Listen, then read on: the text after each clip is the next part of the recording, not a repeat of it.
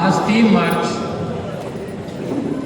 कैलासवासी गुरुवर्य बापूसाहेब झपके यांच्या जीवनात ते हयात असेपर्यंत ज्या दिवसाला त्यांनी सर्वात जास्त महत्त्व दिलं तो दिवस म्हणजे 3 मार्च. 3 मार्च 1952 सांगोली तालुक्यातल्या माध्यमिक शिक्षणाची मुहूर्तमेढ ज्यांनी रोवली आणि त्याच्यामुळं आजच्या सांगोली तालुक्यातला शैक्षणिक प्रगतीचा जो सगळा भाग आपण पाहतो, तर सांगोला तालुका शिक्षण प्रसारक मंडळ आणि सांगोला विद्या मंदिर हे आज 74 वर्ष पूर्ण करत आहेत आणि 75व्या म्हणजे अमृत महोत्सवी वर्षामध्ये पदार्पण करतात. आणि म्हणूनच व्यासपीठावर बसलेल्या सर्व मान्यवरांना मी अजून सुरुवात प्रत्येक पार्श्वभूमी सांगतो की 3 मार्च हे 10वी आणि 12वीच्या परीक्षेचे दिवस येतात आणि त्याच्यामुळं केवळ एक ध्वजवंदन सकाळी आम्ही घेतो आणि मग 10वी 12वीच्या मुलांच्यासाठी ही शाळा खाली करावी लागते. परंतु एक योगायोगाचा भाग यावेळेचा कसा आहे की आज धुलीवंदनाची सुट्टी आली. पुस्तक प्रकाशन जे विद्या मंदिरचे बरेच शिक्षक होऊन गेलेले आहेत, ज्यांची माहिती राजेंद्र ठोंबरे सरांना मिळाली, ती त्यांनी संकलित करण्याचा प्रयत्न केला. कदाचित हा योगच आजचा असावा की ज्याच्यामुळं 2दा-3दा आम्ही कार्यक्रम ठरवले पण ते पुढे गेले आणि मग आणायचा हा आजचा दिवस असा उगवला. म्हटलं चांगला आहे. 75व्या वर्षामध्ये पदार्पण करत असताना जुन्या शिक्षकांची माहिती नवीन शिक्षकापर्यंत पोहोचेल आणि जुने जे विद्यार्थी आहेत ते पुस्तक वाचताना त्यांना जुने शिक्षक आठवतील, अशा प्रकारचा हा योगायोग. आणि म्हणून हा कार्यक्रम आज घेण्याचं ठरवलं. आज या पुस्तक प्रकाशन समारंभाच्या निमित्तानं या ठिकाणी व्यासपीठावरती उपस्थित ज्यांच्या अध्यक्षतेखाली कार्यक्रम होतोय ते आपल्या सर्वांचा नव्हे तर मानदेशचा अभिमान डॉक्टर प्राध्यापक कृष्णाजी इंगोले यांच्या हस्ते आज हे पुस्तक प्रकाशन होते. ते आदरणीय वायणी कॉलेजचे माजी प्राचार्य श्रीयुत सयाजीराजे मोकाशी सर, व्यासपीठावर एक शैक्षणिक संस्थेचा हा कार्यक्रम आहे म्हणून राजकीय लोकांना बोलवण्यापेक्षा जे शिक्षण संस्था चालवत आहेत अशा काही मान्यवरांना या ठिकाणी उपस्थित केलेलं आहे. त्यामध्ये सांगोला तालुका उच्च शिक्षण मंडळ, जे सांगोला तालुका शिक्षण प्रसारक मंडळाचं सिस्टर इन्स्टिट्यूट म्हटली जाते, त्याचे विद्यमान अध्यक्ष बाबूरावजी गायकवाड तथा भाऊ. त्यानंतर आदर्श शिक्षण मंडळाचे डॉक्टर आमचे सन्मित्र डॉक्टर प्रभाकरजी माळी, त्याचबरोबर माता बालक उत्कर्ष प्रतिष्ठानच्या अध्यक्षा आणि या शाळेच्या माजी विद्यार्थिनी. निलिमा म्हटलं तर बऱ्याच लोकांना बुचकळ्यात पडलं जातं, पण दमयंती कुलकर्णी म्हटलं की ते नाव परिचयाचं वाटतं. अशा दमयंतीताई उर्फ निलिमा कुलकर्णी, सह्याद्री शिक्षण संकुलाच्या सचिव आणि सर्वेसर्वा इंगोले मॅडम, या ठिकाणी उपस्थित असलेले महाराष्ट्र साहित्य परिषद शाखा पंढरपूर आणि ज्यांची नुकत्याच झालेल्या म्हणजे अजून अधिकृत निवड जाहीर व्हायची आहे, परंतु सोलापूर जिल्हा प्रतिनिधी म्हणून ज्यांची बिनविरोध निवड झाली ते आमचे सन्मित्र शिंदे सर, जे पंढरपूरनं खास या कार्यक्रमासाठी आलेले आहेत आणि आपल्या या भागाला सुपरिचित असणारे आपल्या शेजारच्या मंगळवेढेच्या रहिवासी प्रसिद्ध कवी आणि प्रकाशक श्री इंद्रजितजी, या मान्यवरांचं या ठिकाणी मी अंतःकरणपूर्वक स्वागत करतो आणि आपण सर्व उपस्थितांचं सुद्धा अंतःकरणपूर्वक स्वागत करतो. अगदी थोडक्यामध्ये मी माझं प्रास्ताविक घेणार आहे, कारण बोलणारे बरेच आहेत आणि आपणाला कार्यक्रमाच्या वेळेचं पण थोडंसं बंधन आहे. थोड्याच वेळात सांगोला तालुका शेतकरी शिक्षण प्रसारक मंडळाचे विद्यमान अध्यक्ष डॉक्टर अनिकेत देशमुख हे निघालेले, ते म्हणालेले आहेत तुम्ही कार्यक्रम सुरू करा, मी येतो इथून. ते पण येतील थोड्या वेळामध्ये, म्हणून आपण या कार्यक्रमाला सुरुवात करू. 1942चा स्वातंत्र्य लढा की ज्यावेळेला माझे वडील कैलासवासी बापूसाहेब धपके हे फर्ग्युसन कॉलेजमध्ये शिकत होते आणि त्यांचं वय होतं फक्त 20 वर्ष. त्यावेळेला महात्मा गांधींनी भारत छोडो या आंदोलनाची हाक दिली आणि त्यावेळेला तिथल्या विद्यार्थ्यांच्या बरोबर ज्या विद्यार्थ्यांच्यामध्ये नाव घेण्याजोगे विद्यार्थी होते त्यांना प्रधान मास्तर म्हणून ओळखले जायचे, की जे नंतर महाराष्ट्र विधान परिषदेचे विरोधी पक्ष नेते सुद्धा झाले. असे गप्रप्रधान वगैरे ही जी सगळी मंडळी होती त्या विद्यार्थ्यांनी या चळवळीमध्ये भाग घेतला. त्यांना त्याच्याबद्दल ब्रिटिश सरकारनं अटक केली, येरवडा कारागृहामध्ये ठेवलं. परंतु माझे वडील नेहमी सांगायचे बोलताना की त्यांच्या आयुष्यातला सर्वात सुवर्णकाळ कोणता होता, तर 1 वर्षापेक्षा अधिक जेल झाले. कारण त्या काळामध्ये ज्या काही थोर विभूती आपण म्हणतो, यशवंतरावजी चव्हाण असतील, वसंतदादा पाटील असतील, आचार्य जावडेकर असतील, गप्रप्रधान असतील, सर्वात महत्त्वाचे साने गुरुजी असतील, या सर्वांचा सहवास त्यांना मिळाला. आणि तिथून बाहेर आल्यानंतर ते एका ध्येयानं पछाडले गेले.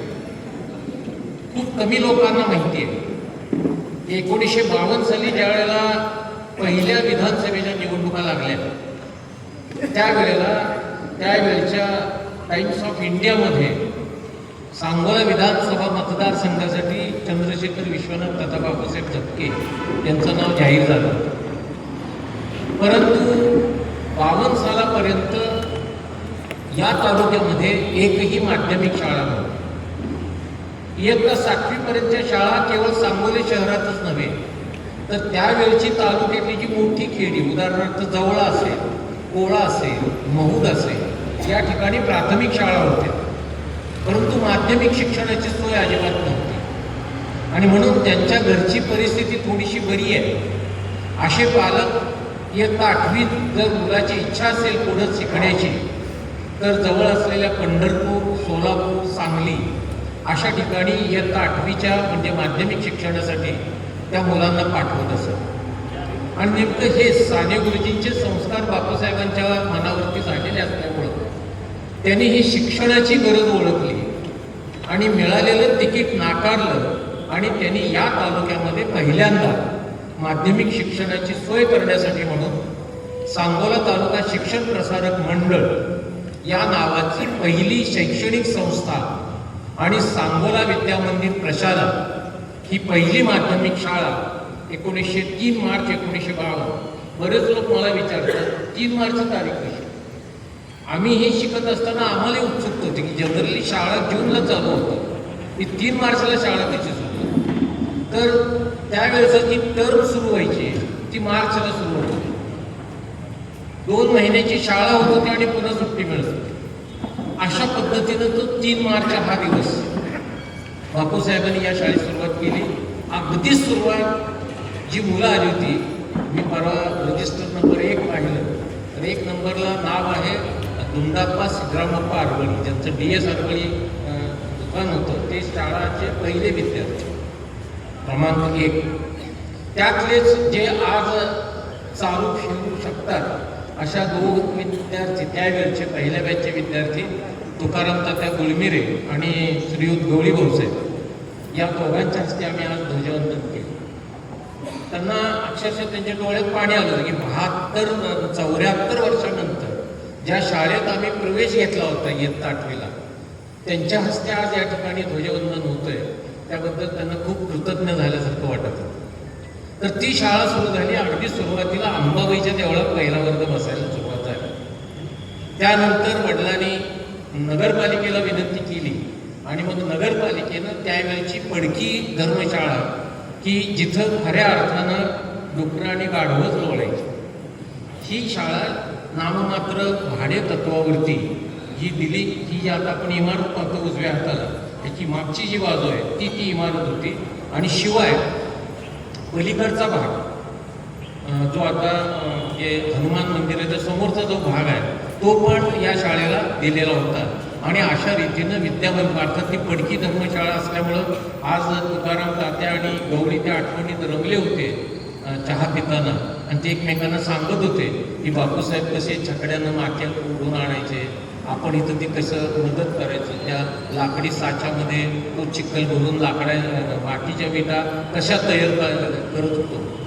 तर गांधीजींचा पगडा आणि श्रमदानाचं महत्त्व बापूसाहेबांना माहिती झालेलं असल्यामुळं विद्यार्थ्यांनी शिक्षकांची मदत घेऊन श्रमदानातून त्यांनी इमारत बांधायला सुरुवात केली.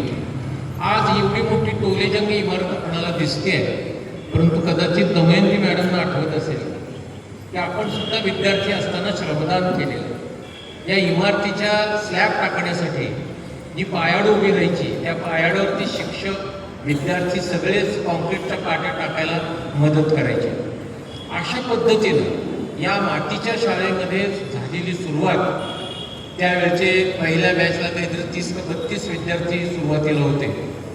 आज सांगोला विद्या मंदिरची विद्यार्थी संख्या आहे 5,100 टू बी एक्झॅक्ट. आणि अशा पद्धतीनं हे वटवृक्षात रूपांतर झालेलं आहे. 2 एकर 22 गुंठे ही जी जमीन आहे ती बापूसाहेब झटक्यांनी जी पहिलं राजकीय वजन खर्ची केलं, ते राजकीय वजन खर्ची केलं. तसं तर बापूसाहेबांनी आता जी इरिगेशनची इमारत आहे, जागा आहे, ती त्यावेळेला बापूसाहेबांनी शाळेसाठी विकत घेतलेली. ती 1 एकर आणि वर काहीतरी गुंठे होती. आणि ही जी जागा आहे, जी जागेवर आपण बसलेलो आहोत, ही 2 एकर 22 गुंठे जमीन त्यावेळेला शासनानं इरिगेशन BNCसाठी रिझर्व ठेवलेली. पण बापूसाहेबांना असं वाटलं की ती एकर जागा पुरणार नाही आणि पुढच्या ग्रँट्स वगैरे मिळवायला किमान 2.5 एकर जमीन असावी लागते. म्हणून त्यावेळचे रेव्हेन्यू मिनिस्टर भाऊसाहेब हिरे, ते नाशिकचे होते, जेलला त्यांच्याबरोबर होते. त्यांनी त्यांना मुंबईला गाठलं आणि विनंती केली की मी घेतलेली जागा तुम्हाला घ्या, म्हणजे शासनाला घ्या, आणि शासनाची ही जागा संस्थेला द्या.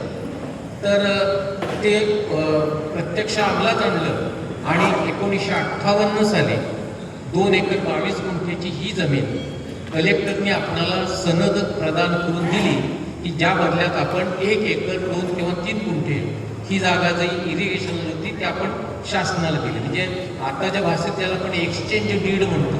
अशा पद्धतीचं ते एक्सचेंज डीड झालं आणि खऱ्या अर्थानं या विद्यामंदिरच्या प्रगतीला सुरुवात झाली. आज 120-130च्या घरात शिक्षक विद्यामंदिरमध्ये काम करतात. हळूहळू संस्थेनं तालुक्यात, म्हणजे बापूंचं एक म्हणणं होतं की बाबा तालुक्यात शाळा सुरू झाली, पण जवळ्यासारख्या ठिकाणचे, घेरडीसारखे जे विद्यार्थी इथंपर्यंत यायला तेवढी सुद्धा त्यांची ऐपत नव्हती. आणि म्हणून त्या ठिकाणी जाऊन त्यांनी शाळा चालू केल्या. मग त्यात लक्ष्मी दहिवडी असेल, घेरडी असेल, जवळा असेल, एकतपूर असेल, नाझरा असेल, पोळा असेल, या सगळ्या ठिकाणी बापूसाहेबांनी जाऊन शाळा सुरू केल्या. आणि आता नाझरा आणि पोळा सोडलं तर उर्वरित लक्ष्मी दहिवडी असेल, घेरडी असेल, जवळा असेल, या सगळ्या शाळा त्या ठिकाणच्या शैक्षणिक संस्थांची निर्मिती केली. आणि त्यांना सांगितलं मग तुमच्या गावामध्ये शिक्षणाची सोय नव्हती, ती सोय मी करून दिलेली आहे, हे आता कसं चालवायचं तुमचं तुम्ही बघा. आणि विना मोबदला त्या शाळा त्या स्थानिक संस्थांच्याकडं देऊन टाकल्या. खऱ्या अर्थानं शिक्षणाचं महत्त्व ओळखून बापूसाहेबांनी एका विशिष्ट ध्येयानं प्रेरित होऊन ही संस्था चालवली.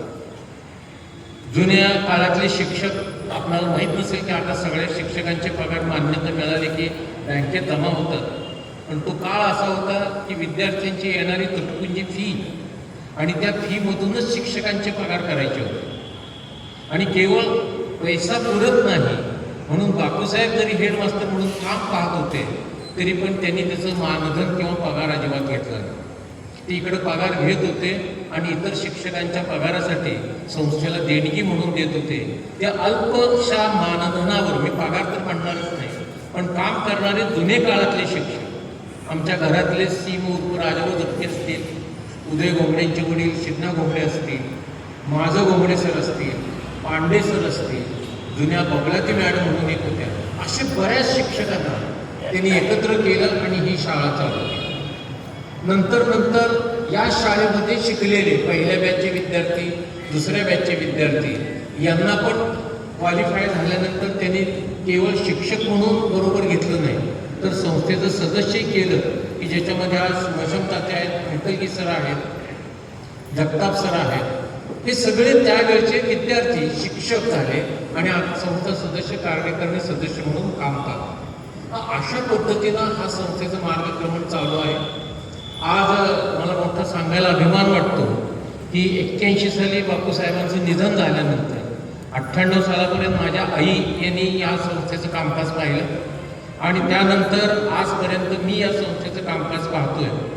मी इथं तर खरं ज्युनियर कॉलेजला अध्यापनाचं काम करत होतो, पण त्याच वेळेला 98 साली आईच्या निधनानंतर या सगळ्या बसलेल्या बुजुर्ग मंडळींनी संस्थेतल्या मला त्या खुर्चीवर बसवण्याचा मान झपके घराण्यातला एक थोरला मुलगा या नात्यानं माझ्याकडे दिला. मला आज जवळजवळ 98 पासून आजपर्यंतचा काळ आपण पाहिला तर मला एक मनस्वी समाधान असं आहे की हे सगळे माझे गुरुवरी असणारे शिक्षक आणि माझ्या घरातल्या लोकांनी इतकं सहकार्य केलं आणि मोठ्या अभिमानानं आम्ही आजही सांगू शकतो की ज्या वेळेला संपूर्ण आजूबाजूला शिक्षणाचा बाजार चालतो, शिक्षकाच्या नेमणुका करताना मी काही ठिकाणी ऐकलेलं आहे की लिलाव केले जातात, तू किती देणार, तू किती देणार, तू किती देणार, हाच इंटरव्ह्यू होतो आणि जो जास्त पैसे देणार, डोनेशन देणार असतो त्याला त्या ठिकाणी सेवेत घेतलं जातं. परंतु बापूसाहेबांनी जे तत्त्व त्यांच्या हयातून पाळलं ते तत्त्व आजपर्यंत तरी आम्ही निश्चितपणानं पाळत आलेलो आहे आणि आज आम्हाला त्याच्यामध्ये फार मोठं यश मिळाले आहे. कुछ होकर कुछ पाना है. पैसा नाही मिळवला संस्थेनं. आजही संस्थेची परिस्थिती आर्थिक परिस्थितीच्या दृष्टीने विचार केला तर अतिशय बिकट आहे. आता आज आपण त्या ठिकाणी बसलोय, हे जे वरून भव्य केलेलं दिसतंय त्याला शासन 90 लाख रुपये देणार आणि संस्था 30 लाख रुपये घालणार होती, असं 1,20,00,000 एस्टिमेट होतं. आता जे झालेलं अजून काही व्हायचं आहे, परंतु आजपर्यंत याचा खर्च जवळजवळ 1.25 कोटी रुपये झाला, परंतु शासनाचा एक नया पैसा सुद्धा मिळालेला नाही. हे सगळं घातलेलं आहे ते संस्थेनं घातलेलं आहे. प्रसंगी जे ठेवी घेतल्या, पैसे उसनवार घेतले आणि हे काम घेतलेलं. आर्थिक परिस्थिती संस्थेची अतिशय वाईट आहे.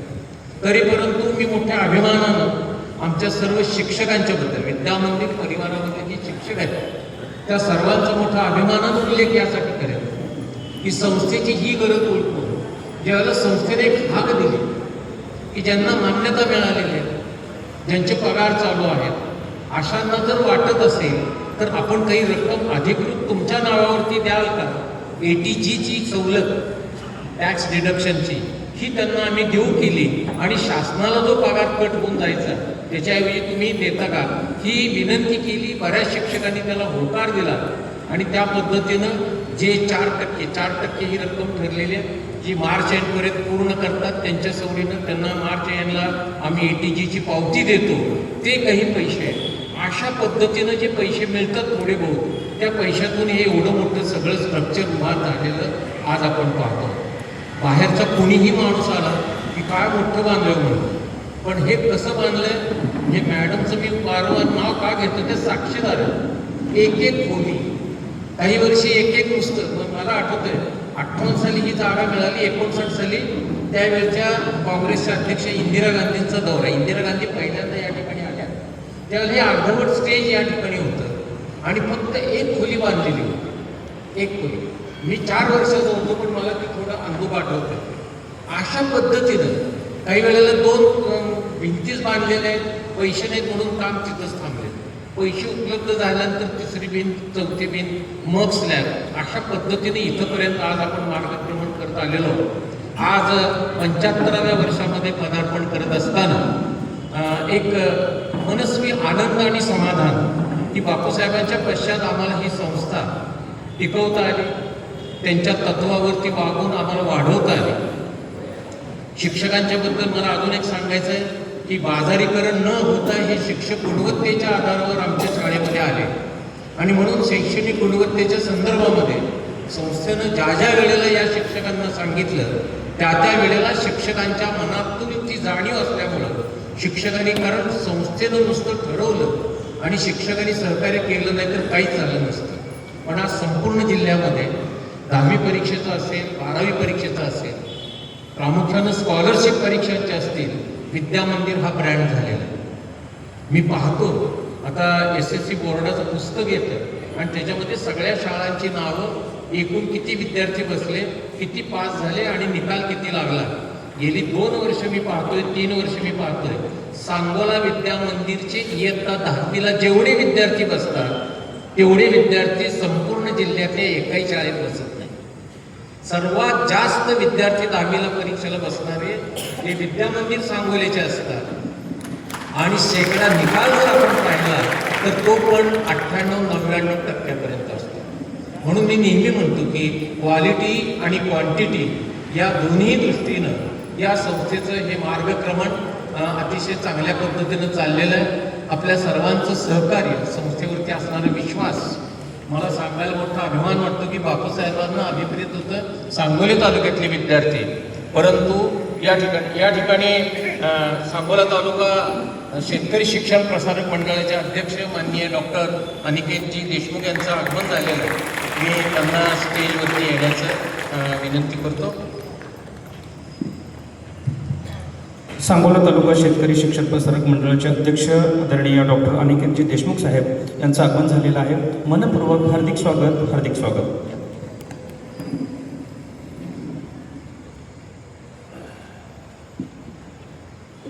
तर आता तुम्हाला कळलं असेल की मी थोडं लांबवलं.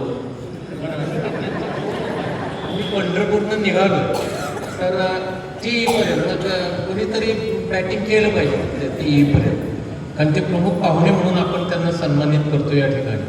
मग आता मी मात्र नक्की आठवतो घेतो. थोडक्यामध्ये जे नवीन लोक आहेत त्यांना या संस्थेची पार्श्वभूमी समजावी एवढ्यासाठी गेल्या 1-2 वर्षामध्ये जिल्ह्यातल्या सुद्धा काही माध्यमिक शाळेतल्या शिक्षकांनी या ठिकाणी येऊन आमच्या शिक्षकांच्याकडनं माहिती करून घेतलेली आहे की इयत्ता 10वीला 90%ला 90पेक्षा जास्त विद्यार्थी कसे येतात.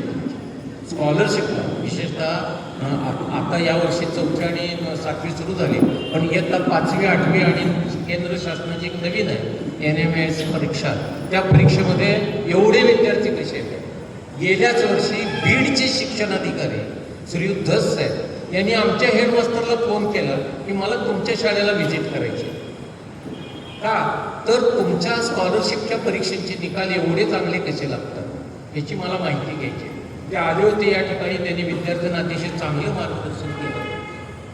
सांगण्याचं तात्पर्य असं आहे की इंग्रजीमध्ये म्हण किंवा एक म्हटलं जातं की quality and quantity are inversely proportional to each other. व्यस्त प्रमाणात क्वांटिटी वाढली की क्वालिटी खराब होत जाते. परंतु या शाळेचं, या संस्थेचं वैशिष्ट्य असं की quantity and quality are running hand in hand. हातात हात घालून हे दोघंजण मार्गक्रमण करतात. आपल्या सर्वांची कृपा, सर्वांचे आशीर्वाद मी अजूनही म्हणतो की बापूसाहेबांची पुण्याई म्हणून आज शाळा इथंपर्यंत येऊ शकलेली. कारण त्यावेळेला संस्था उभा करणं आणि चालवणं आज कदाचित ते सोपं आहे, कारण एकदा मान्यता मिळाली की पगार शासन देते, पण ज्यावेळेला पगारसुद्धा संस्थेला करायचे होते त्या काळामध्ये खरं तर ही संस्था सुरू केली. पण टिकवणं, मला आवर्जून उल्लेख करावा लागेल, माझ्या आजोबा झपके अण्णा, ज्यांना झपके मास्तर म्हणायचे, आणि त्यांचे धंद्यातले भागीदार चव्हाण अण्णा किंवा चव्हाण मास्तर म्हणायचे. या दोघा जणांनी 52 साली 4,000 रुपये दिले बापूसाहेबांच्याकडे आणि एकच कंडिशन घातली, शाळा बंद पडता कामा. त्या अटीवर ते 4,000 घेऊन ही शाळा सुरू केली बापूसाहेबांनी. आणि आज याचं एवढं मोठं विस्तृत स्वरूपाचं रूपांतर झालेलं आपण सर्वजण पाहतात. आमच्या विनंतीला मान देऊन आपण सर्वजण या ठिकाणी उपस्थित राहिला, व्यासपीठावर असणारे सर्व मान्यवर उपस्थित राहिले. मी संस्थेच्या वतीनं, महाराष्ट्र साहित्य परिषदेच्या वतीनं, कारण दोन्हीचा मीच अध्यक्ष आहे, आणि या ठिकाणी मला लेखकाबद्दल थोडंसं सांगायचं आहे की तो या शाळेत वाढलेला विद्यार्थी इथंच नोकरीला आला. त्यांचं घर आमच्या गल्लीत, त्यांचे वडील, आमचे वडील हे अतिशय जवळचे डोंगरे झपकेंचे स्नेहसंमेलन हे पिढ्यानं पिढ्याचे आहेत. आणि मग त्याने कल्पना बोलून दाखवली मला की असं असं. आता हा मुहूर्त नव्हता, परंतु देवाच्या मनात होतं की या अमृत महोत्सवाच्या वर्षाला अशा प्रकारचं हे पुस्तक प्रकाशन व्हावं. त्यानं अतिशय चांगला प्रयत्न केलेला आहे. त्या पुस्तकाचं प्रकाशन आज आपण करतोय. तर या सगळ्या समारंभासाठी आपण उपस्थित राहिला मी आता अनिकेतजी आलेल्यामुळे माझ्या शब्दांना विराम देतो आणि थांबतो. धन्यवाद.